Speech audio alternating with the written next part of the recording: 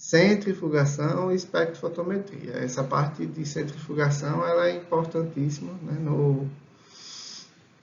no início do processo da análise laboratorial. Né? Então, é a partir da centrifugação de amostra que a gente obtém a principal amostra que a gente vai utilizar nas análises bioquímicas, que é o soro. Tá? Então, vamos falar um pouquinho dela e depois da espectrofotometria, que é como o equipamento de bioquímica, a maioria dos equipamentos de bioquímica, né, ele faz a detecção daquilo que a gente está pesquisando. Né? Então, como é que ele sabe quanto tem de glicose na amostra? Como é que ele sabe quanto de colesterol tem na amostra? Então, a gente utiliza a técnica da espectrofotometria na sua grande maioria. Hoje existem equipamentos mais modernos, bem mais modernos. Existe um equipamento chamado de que usa a tecnologia de química seca, que os reagentes eles não são líquidos, né? Óbvio, são equipamentos automatizados. A manipulação que a gente faz é totalmente diferente, né? Porque na verdade a gente praticamente não faz manipulação de reagente. A gente coloca amostras e reagentes no equipamento e o equipamento que faz tudo. E esse reagente de química seca, ele não é líquido como o que a gente vai ver na nossa prática. Ele vem incorporado tipo uma almofadinha, sabe aquelas almofadinhas de carimbo, de tinta de carimbo? É mais ou menos como eles vêm, né, montados, e a reação acontece na basezinha que tem um reagente. São equipamentos ultra modernos, ultra caros, e que a gente encontra em pouquíssimos laboratórios, né? Porque é uma técnica bem cara, mas assim, é muito mais ecológico, digamos assim, porque a quantidade de água que se usa no laboratório, e precisa ser uma água de qualidade, né? Não é uma água de torneira, é uma água de qualidade diferenciada, é grande, então isso acaba por proteger a nossa natureza, né? Diminuindo o uso desse tipo de água. Tá?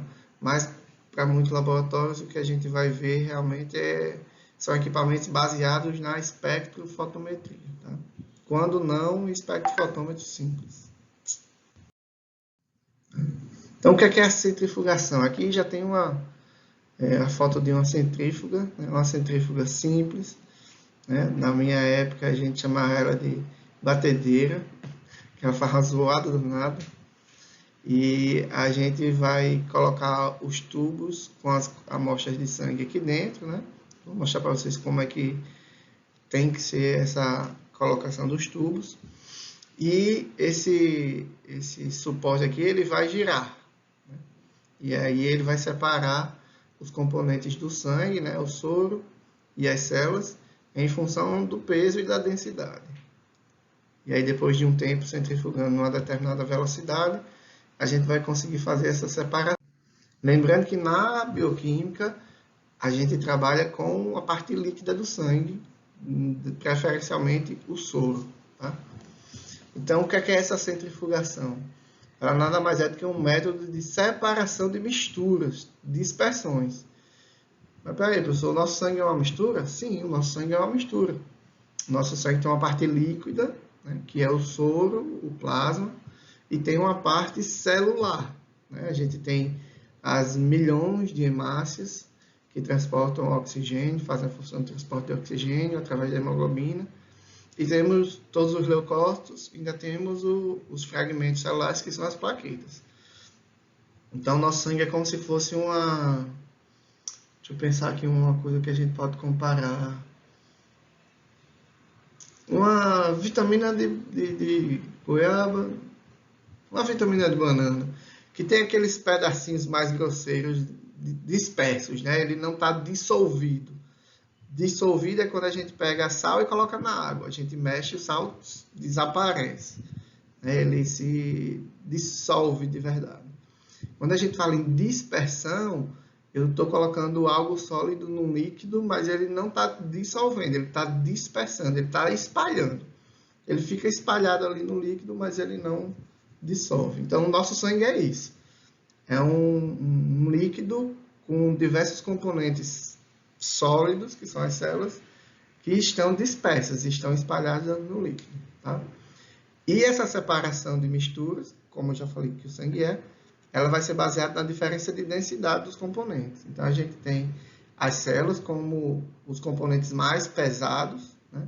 E a gente vê que as hemácias, elas, no final da centrifugação, elas ficam no fundo do tubo.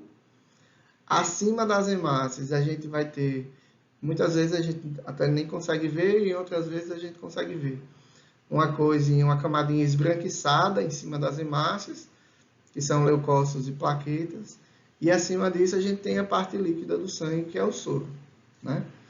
Então, essa centrifugação vai fazer o processo de separação, né?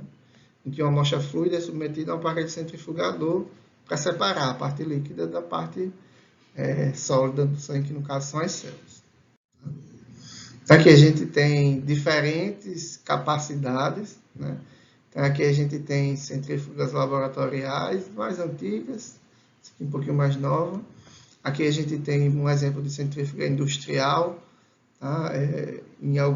Nas cervejarias a gente tem esse tipo de centrífuga gigante, né? Porque os volumes utilizados nas indústrias são bem grandes, então a gente precisa de centrífugas grandonas. E até domésticos, né? A gente tem alguns equipamentos domésticos que funcionam semelhante a uma centrífuga, né?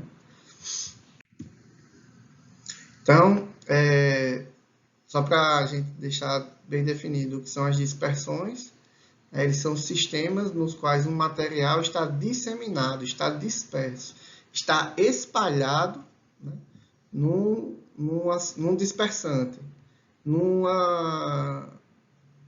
que nesse caso aqui o dispersante ele tem a forma líquida, né, que pode ser água ou outro líquido. Então, ele está espalhado sobre a forma de pequenas partículas, tá? Que no caso são as nossas células. E aqui tem dois exemplos, né? Uma dispersão água e sal, o dispersante é a água e o disperso é o sal. Só que aqui, além de ser uma dispersão, essa dispersão ela é visível apenas no início, porque o sal, a carga elétrica que a água possui, vai fazer com que o sal, que é formado de NaCl, se dissocie. Então, o sal vai se dissolver, né? E aí vai ser uma dispersão molecular, que a gente não vai conseguir ver. Tá? E aqui um outro exemplo de dispersão, água e areia. Isso aqui é muito comum, desde que a gente é criança, a gente conhece essa dispersão. E o que é que acontece com ela se a gente não mantém uma homogeneização dela? Se eu pegar um copo com água e colocar areia, né? E aí eu pego uma colher e mexo, ela vai ficar, a areia vai ficar dispersa. Só que como a densidade da areia é muito alta em comparação com a da água, se eu deixar em repouso, ali paradinho, a areia vai decantar. Então ela vai separar, como é que a gente fala? Ela vai separar espontaneamente. Né? Por quê? Porque a densidade da areia é muito maior do que a da água. Isso até acontece com o sangue também, tá? Se eu pegar uma amostra de sangue, coletei o sangue, esperei coagular, se eu deixar um tempão lá, a gente vai ver na superfície, na parte mais superior do tubo, que vai ter mais soro. E as hemácias elas vão lentamente decantando, tá? Só que a gente não pode no laboratório ficar esperando a hemácia decantar, e aí a gente acelera esse processo fazendo a centrifugação das amostras. Né? Então, na prática, geralmente, quando a gente tem dispersões grosseiras, como por exemplo, água e areia, né? A gente basta deixar o recipiente em repouso, que vai haver a separação por um processo de sedimentação. Né? Na parasitologia, a gente tem isso também, né? No processo de sedimentação espontânea para análise de amostras de fezes. Tá? Então, alguns exemplos de processo de sedimentação. A gente tem aqui a análise de sedimentação espontânea das fezes. Né? Então, a gente faz um homogenato. Desculpa, a gente pega a água, coloca um pouco de fezes, faz uma homogeneização, né? Uma dispersão de fezes, filtra, né, para tirar os contaminantes maiores, coloca num cálice de sedimentação, está aqui na figura D, e aí a gente vai aguardar. Então, a gente vai ter a sedimentação aqui embaixo dos componentes, né, mais grosseiros e mais pesados, e aqui em cima a gente vai ter o líquido, que era o dispersante. Normalmente, a gente, depois de um tempo, a gente vai jogar fora, né, vai desprezar o líquido e vai ficar só com a amostra sedimentada, vai tirar uma alíquota com a pipeta de Pasteur, vai fazer uma lâmina e vai analisar o que é que tinha nessas fezes. A centrifugação ela é usada para acelerar o processo de sedimentação. Então, ele acelera esse processo para separar dispersões que são grosseiras, né, de forma mais rápida. E isso, a gente faz isso com sangue. Existe um outro tipo de análise parasitológica que também faz isso, né? A sedimentação forçada, a centrifugação de fezes, quando a gente usa um método que usa éter e formol. Ele serve tanto para sedimentar mais rápido, né, os detritos que vão ter os parasitas, como também para separar alguns componentes das fezes que não servem para análise parasitológica, por causa da densidade diferente dos componentes que a gente usa. Então, vejam, eu pego a amostra de fezes, faço a dispersão, igual a gente fez no slide passado, só que eu vou fazer uma mistura dessa dispersão com formol e éter. Então, aqui embaixo eu vou ter um sedimento, onde provavelmente vão estar os parasitas. Em função da densidade do formol, eu vou ter o formol. Aqui em cima do formol, alguns detritos fecais que não tem normalmente parasitas, a gente vai desprezar. E aqui em cima, éter, que é o menos denso. Então, ajuda a limpar, digamos assim, a amostra de fezes, né, a clarificar, para a gente ter mais facilidade na identificação dos parasitas. E com sangue a gente vai ter o mesmo processo, tá? Que a gente tem uma amostra de sangue que foi coletada sem anticoagulante, né? Para a gente obter o soro a partir da amostra de sangue, a gente tem que coletar o sangue sem anticoagulante. Então, depois da coleta, a gente tem que esperar aí um tempo, 5, 10 minutos, até o sangue coagular. Tá? Depois que o sangue coagula, a gente vai colocar na centrífuga, vai colocar para rotacionar, né? Então vai ligar a centrífuga, vai ter um movimento de giro, e a gente vai ter a separação dos componentes celulares. Aqui embaixo as hemácias, que são as mais pesadas. Vejam que aqui eu tenho uma camadinha esbranquiçada, que é de leucócitos e plaquetas, mas na maioria das vezes essa camada não é tão visível, tá? Ela é mais fininha. Às vezes a gente vê um esbranquiçado por cima aqui das hemácias, mas aqui a gente tem uma camada bem grossa de leucócitos, e é bem provável que aqui a gente tenha um paciente com alta de leucócitos, e aqui em cima a gente tem o soro, tá? Do jeito que está aqui mostrando a figura, o desenho, tá? Então, como é que é esse processo de centrifugação? A gente tem uma força centrífuga, tá? Que vai rotacionar, e essa força ela vai jogar para o fundo do tubo o que for mais pesado pela força da gravidade. Tá? Então, usa essa força aqui, ela aumenta a força que está fazendo no centro de gravidade das partículas e elas sedimentam bem mais rapidamente. Tá? Então, lá dentro da centrífuga, a gente vai colocar, isso aqui é o rotor da centrífuga, só que aqui é uma figura que está mostrando como o rotor fica quando ele está girando, tá? Quando o rotor está parado, esse tubinho que a gente está vendo aqui, ele não está nessa posição. Ele está na posição em pé, certo? Quando o rotor começa a girar, aí ele vai para essa posição assim meio de deitado. E aí a força centrífuga atua e joga as hemácias aqui para trás, aqui para baixo, tá? Existem alguns cuidados para que a gente tenha durante esse processo de centrifugação. Tá? Uma das coisas é utilizar tubos equilibrados dos lados opostos dos locais de cada tubinho. Tá? Isso aqui é uma foto de uma balança obviamente, extremamente antiga, né?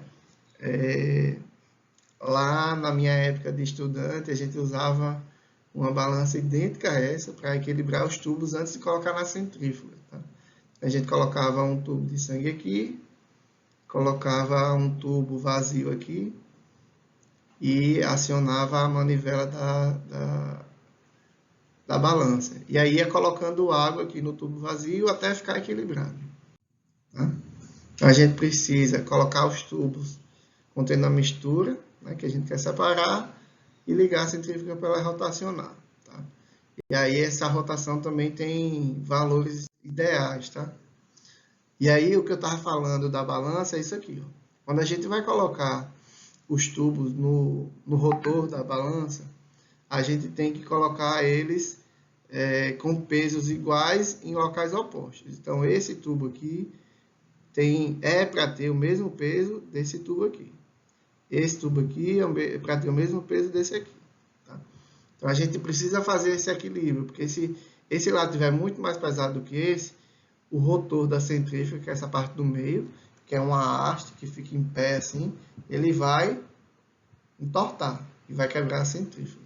Então eu não posso colocar os tubos só de um lado ou só do outro. A gente tem que sempre equilibrar o que está de um lado com o que está do outro lado. Tá? E isso aumenta o tempo de vida da centrífuga, né? Evitar acidentes, porque quando ela está desequilibrada, esse rotor ele vibra, ele fica vibrando, a centrífuga faz muita zoada, e isso pode inclusive quebrar os tubos. Eu já acompanhei uma vez um processo desse, e um tubo quebrou dentro da centrífuga por causa da vibração muito grande. E aí você vai estar se expondo a um risco, porque na hora que você abrir, o sangue vai estar todo espalhado na centrífuga, alguém vai ter que limpar, cheio de caco de vidro.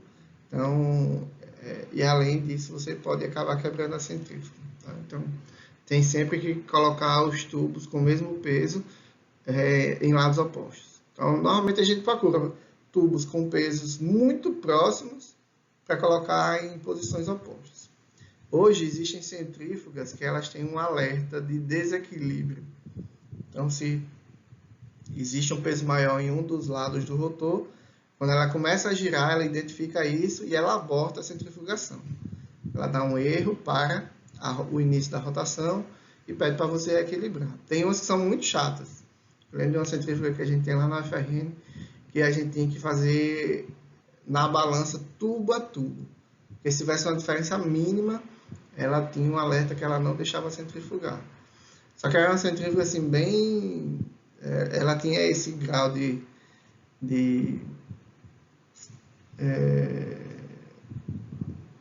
rigidez em relação ao equilíbrio dela, porque ela girava a mais de 100 mil RPM, que é uma rotação que pouquíssimas centrífugas chegam. Então precisava ter realmente esse equilíbrio muito próximo. Tá? Então aqui, ó, uma figura mostrando como não organizar as amostras no rotor e uma figura mostrando a disposição correta dos tubinhos. Ó, aqui são os tubinhos, aqui é uma centrífuga de Eppendorf, tá? Mas isso funciona para qualquer centrífuga, seja de Eppendorf, de tubo pequenininho, aqueles tubinhos assim de 1,5 ml, ou para o tubo de ensaio tem que ser do mesmo jeito, tem que ser sempre assim, ó.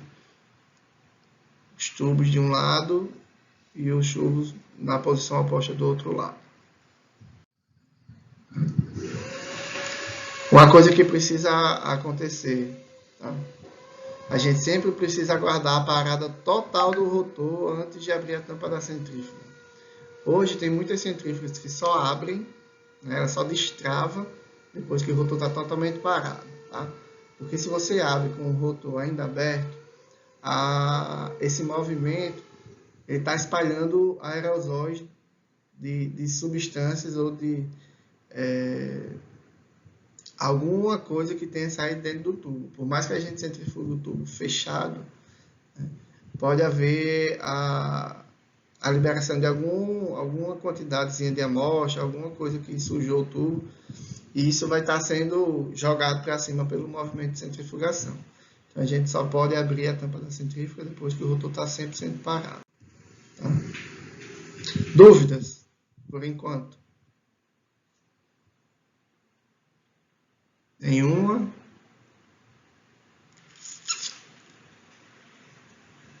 Bem, essa parte de centrifugação Oi. Tá tranquilo. Tá tranquilo? Então vamos lá. Então aqui agora a gente vai falar da espectrofotometria. Isso aqui, ó, que está na figura, nada mais é do que um espectrofotômetro, do que eu vou explicar para vocês como é que ele funciona, tá?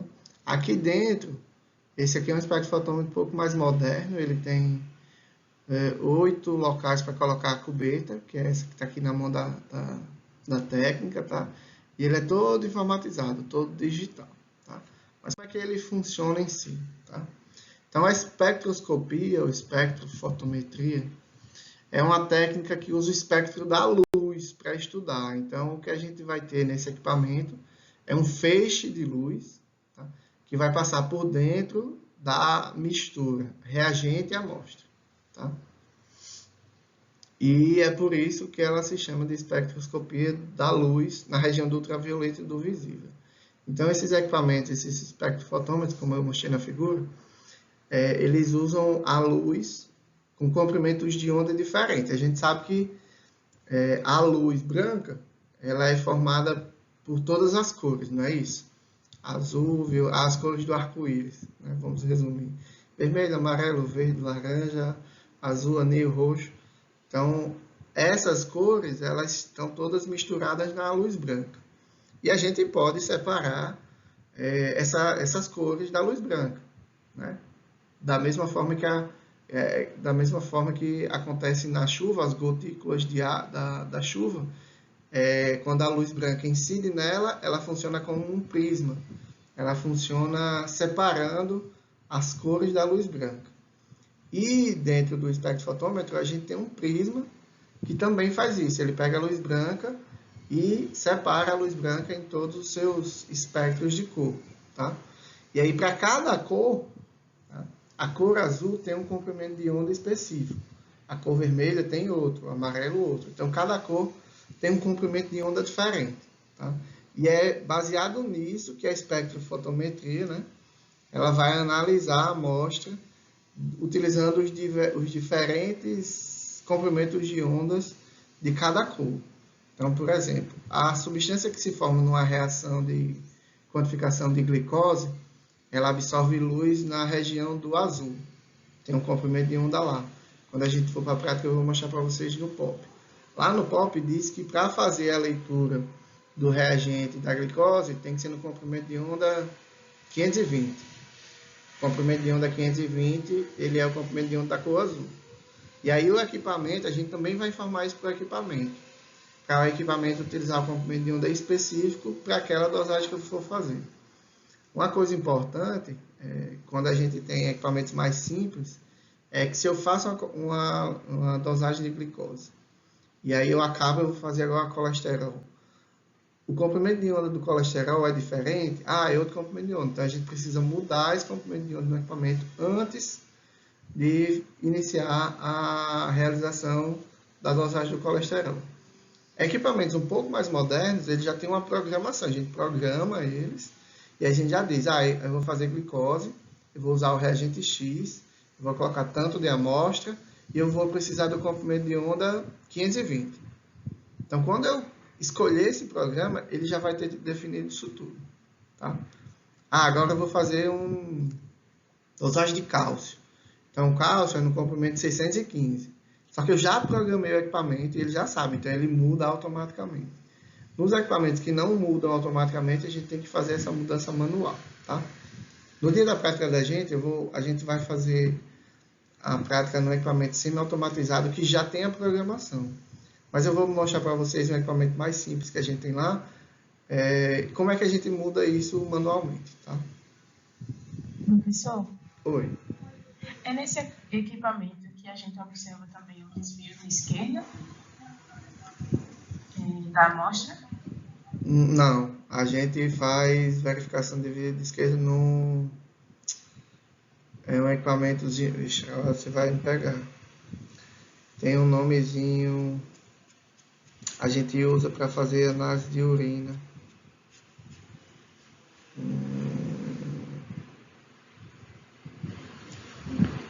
Vou tentar lembrar até o final da aula. E aí eu mostro para vocês. Mas não, ele faz até que daria para fazer. Mas o sistema do espectrofotômetro é montado para outro fim. Então não dá para fazer no espectrofotômetro. Mas o funcionamento é semelhante. Tá? Porque a gente tem uma luz branca que vai incidir num prisma. E esse prisma vai abrir todos as cores, vai separar todas as cores da luz branca. Nesse equipamento que faz o desvio, a gente tem algo parecido com um prisma, mas não é a mesma coisa. E aí ele consegue calcular quanto que a substância desvia para a esquerda. É um pouquinho diferente. Tá? Então, o que é que a gente vai ter no espectrofotômetro? Uma fonte de luz, é uma lâmpada. Tá? Essa lâmpada, essa luz ela vai passar por um feixezinho, um buraquinho, para direcionar a luz para o prisma, e o prisma vai separar as cores da luz branca. Tá?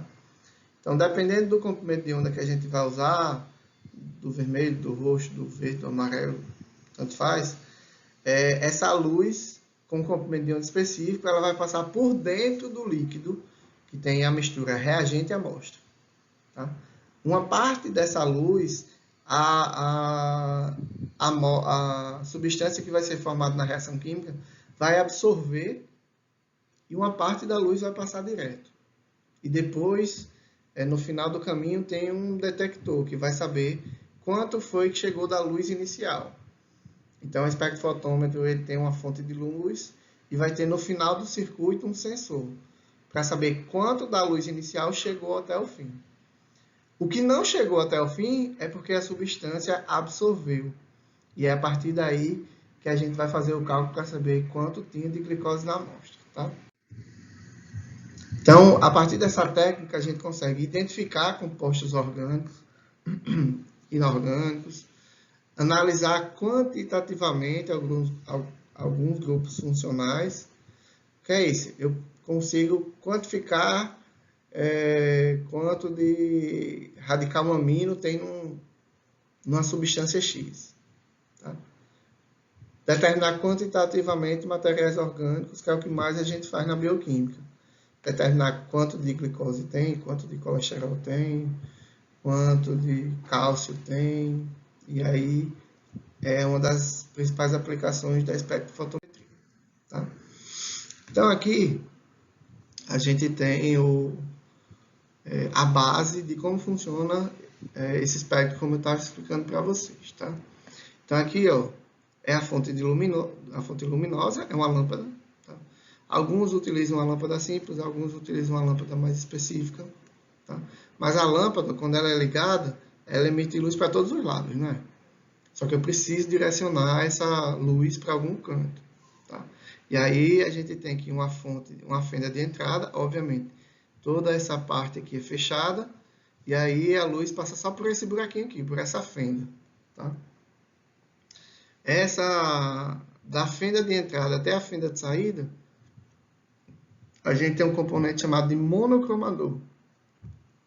Nesse componente a gente vai ter a luz branca, esse feixe de luz branca vai incidir no prisma, tá? Que é o elemento de dispersão, e esse elemento de dispersão ele separa a luz branca em todas as cores do espectro. Tá? O anil, roxo, azul, verde, amarelo, laranja e vermelho. Tá? E eu tenho uma fenda de saída. Essa fenda de saída, ela se movimenta, tá, pessoal? Ela se mexe para filtrar qual cor vai passar aqui. Então, a fenda de saída é que vai deixar passar apenas a cor verde, ou apenas a cor amarela, ou apenas a vermelha, ou apenas aquele comprimento de onda que eu preciso para dosar o meu componente, a minha glicose, meu colesterol. Tá?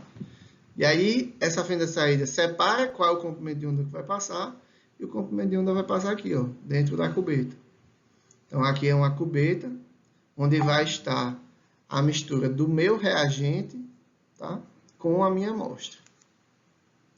Uma parte dessa luz aqui, o meu reagente químico, minha amostra, absorvem. Tá?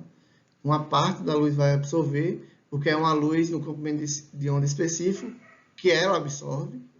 Se por acaso eu colocasse um comprimento de onda muito diferente, como o vermelho, ele ia passar aqui e não ia absorver nada. Porque cada substância tem um comprimento de onda que absorve melhor. Tá? Então, isso é muito importante, porque se eu não mudo o comprimento de onda na minha dosagem, ele não vai dar o resultado adequado, porque a luz que era para ter sido absorvida foi a luz errada. Tá? Então, a luz vai passar aqui dentro do comprimento de onda certo, uma parte vai ser absorvida e o restante vai chegar aqui no sensor, no detector. E sempre o que chega aqui é menor do que o que sai aqui. E aí a gente vai fazer um cálculo para saber quanto de glicose tem aqui, quanto de colesterol tem aqui, quanto de qualquer coisa que a gente esteja fazendo tem aqui. Tá? Então essa cubeta, ó, aqui a gente tem um espectrofotômetro pequenininho, tá? Mas que faz diversas análises. E aqui a gente tem a mistura, veja que tem um líquido aqui dentro, tá? A gente tem a mistura do reagente com a amostra. Aí o passo a passo depende do kit que a gente está utilizando. Vou dar um exemplo para a glicose. A gente coloca 1 ml de reagente, 10 microlitros de amostra, mistura, coloca no banho-maria 37 graus por 10 minutos. Ah, professor, por que coloca no banho 37 graus? Porque a gente precisa simular o que acontece no nosso organismo. Então, a temperatura média nossa é essa. E aí, a reação química vai acontecendo. E vai formar uma substância que o equipamento vai quantificar essa substância. Tá? Então, aqui é uma descrição do que eu expliquei para vocês. Então, o funcionamento dos espectrofotômetros é bem simples. A fonte de radiação emite a luz, a lâmpada, seja a luz UV, visível ou infravermelho, e aí dependendo do que você vai precisar, você tem uma lâmpada específica, tá? E essa luz é fracionada pelo monocromador, aquele prisma. Então, o que é que ela vai fazer? O que é fracionar a luz? É separar a luz branca nas suas diversas cores, nos seus diversos comprimentos de onda, tá? Então, vai fracionar pelo monocromador nos diversos comprimentos de onda, ou seja, vai sofrer refração, ela vai desviar e vai separar as cores. A faixa de comprimento de onda, que foi inicialmente selecionada, é a que vai chegar na amostra, é a que vai chegar na cubeta. Tá? Parte dessa luz é absorvida e parte da luz é transmitida. Quando ele fala em transmitida, é que passou direto. Tá? A luz que é transmitida chega ao detector e lá é transformada num sinal elétrico. Finalmente, o sinal elétrico é recebido pelo computador, que transmite esses dados em forma de espectro. Tá? E a gente tem dois tipos de espectrofotômetros. O simples, que é a fonte de luz, o monocromador. Esse monocromador, o comprimento de onda específico daquela luz vai para a amostra e o restante chega no detector. Tá? E tem um de feixe duplo. Tá? Ele tem uma fonte de luz, o monocromador separa, fraciona a luz, tá? E a luz vai ser direcionada tanto para a amostra quanto para uma amostra de referência. Tá? E aí, depois vai chegar tudo no detector, no mesmo detector. Como é que ele separa esse feixe, professor? Usando espelhos. Tá? Então, uma parte da luz vai para a amostra, depois ela vai passar por uma amostra de referência. E aí eu já tenho, como se fosse a amostra padrão. Ele já passa na amostra e no padrão já me dá o resultado final.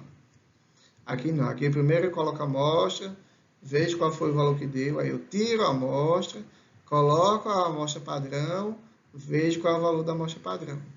Então, aqui eu faço de 1 em 1. Aqui eu posso fazer com um padrão junto já, tá? E, óbvio, a gente programa esse espectro para fazer essa leitura dupla. Então, ele é amplamente utilizado nos laboratórios, tanto de pesquisa quanto de análises clínicas, e ele compara a quantidade de luz que é absorvida, transmitida ou refletida. Tá? Então, ele pode usar comprimentos de onda de 350 a 750 nanômetros, né? Principalmente na faixa da luz visível. A maioria dos kits de bioquímica utiliza a faixa da luz visível, tá? Do roxo ao vermelho. Tá? Aqui uma figurinha mostrando o violeta de 400 até 700. O que é abaixo de 400 é ultravioleta. É uma cor que a gente não vê. Tá? E acima de 700 é o infravermelho, que a gente também não vê. Mas os equipamentos detectam. Para eu ter esse tipo de comprimento de onda, a gente tem uma lâmpada específica. E para esse aqui também tem uma lâmpada específica. Para a luz visível é uma lâmpada simples. É uma lâmpada pequenininha, incandescente. Uma lâmpada daquelas antigas que gastava bem energia em casa, é uma lâmpada daquela assim que é bem pequenininha. Tá? E aí o prisma separa a luz branca em todas essas cores e seleciona o comprimento de onda.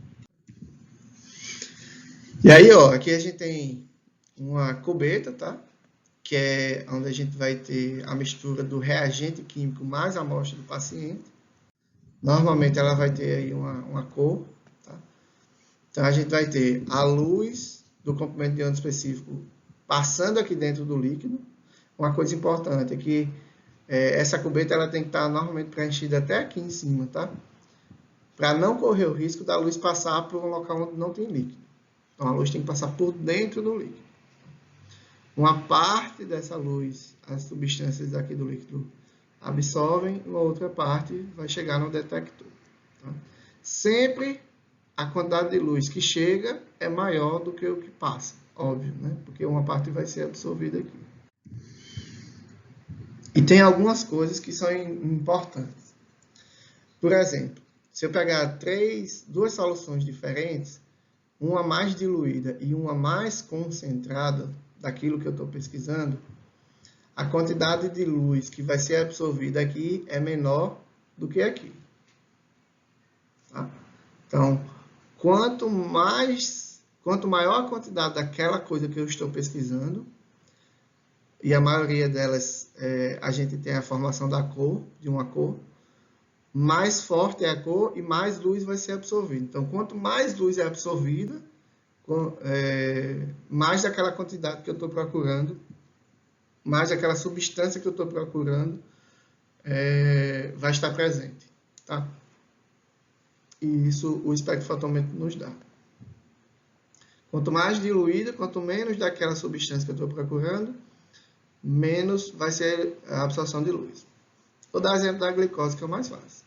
Se tem pouca glicose aqui, a quantidade de luz absorvida é pequena. Se tem muita glicose aqui, a quantidade de luz absorvida é grande. Tá? E isso o espectrofotômetro vai me falar. E tem uma outra coisa que dá diferença.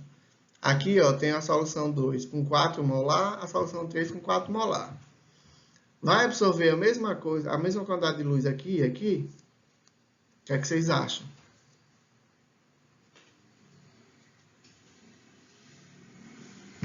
Ó, aqui no slide eu tenho duas soluções, a solução 3, a solução 2 e a solução 3. A concentração dessas soluções é 4 molar. Tá? Ah, professor, não sei o que é molar, nem precisa. A concentração dessa solução é igual à concentração. Tem a mesma quantidade, né, a mesma concentração de glicose que tem aqui. A luz, quando chegar aqui nessa solução, que vai ser absorvida, é a mesma luz que vai ser absorvida aqui? Sim ou não?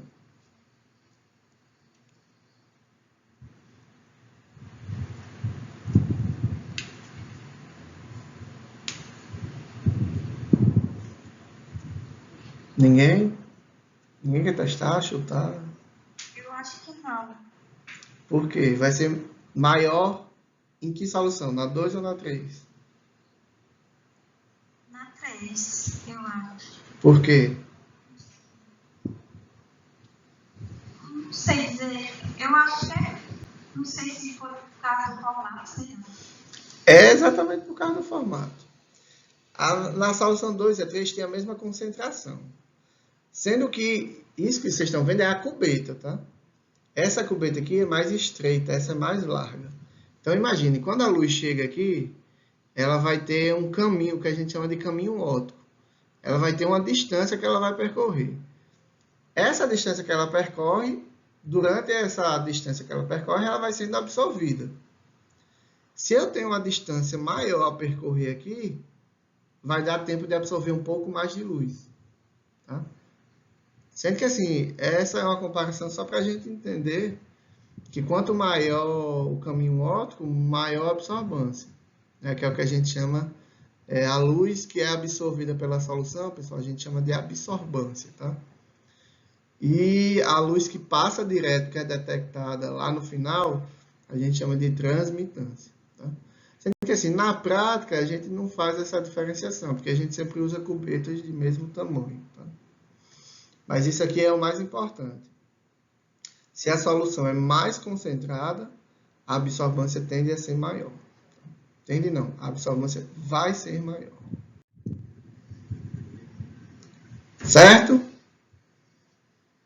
Dúvida?